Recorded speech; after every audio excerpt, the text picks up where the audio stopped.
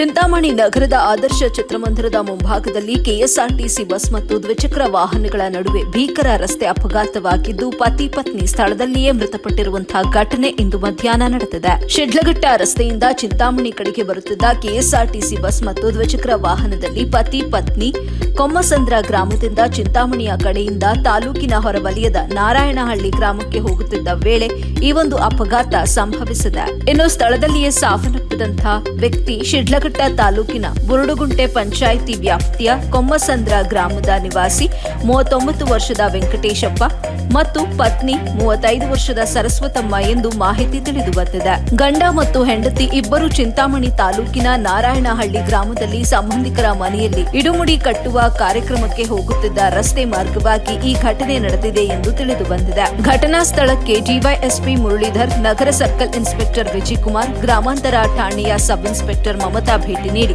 ಸ್ಥಳದಲ್ಲಿ ಮೃತಪಟ್ಟಿದ್ದ ಮೃತದೇಹಗಳನ್ನ ನಗರದ ಸಾರ್ವಜನಿಕ ಆಸ್ಪತ್ರೆಗೆ ರವಾನಿಸಿ ಮುಂದಿನ ಕ್ರಮ ಕೈಗೊಂಡಿದ್ದಾರೆ.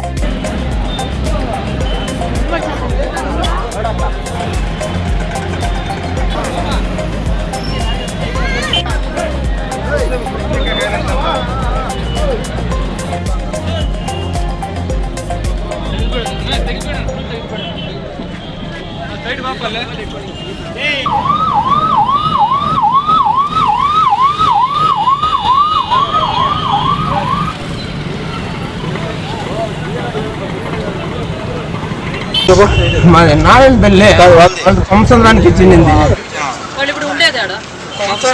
నారాయణపల్లికి ఇరుముడికి వస్తాను. ఏం పేరు వాళ్ళు ఇద్దరుదేనా? వెంకటేష్, సరస్వతమ్మ.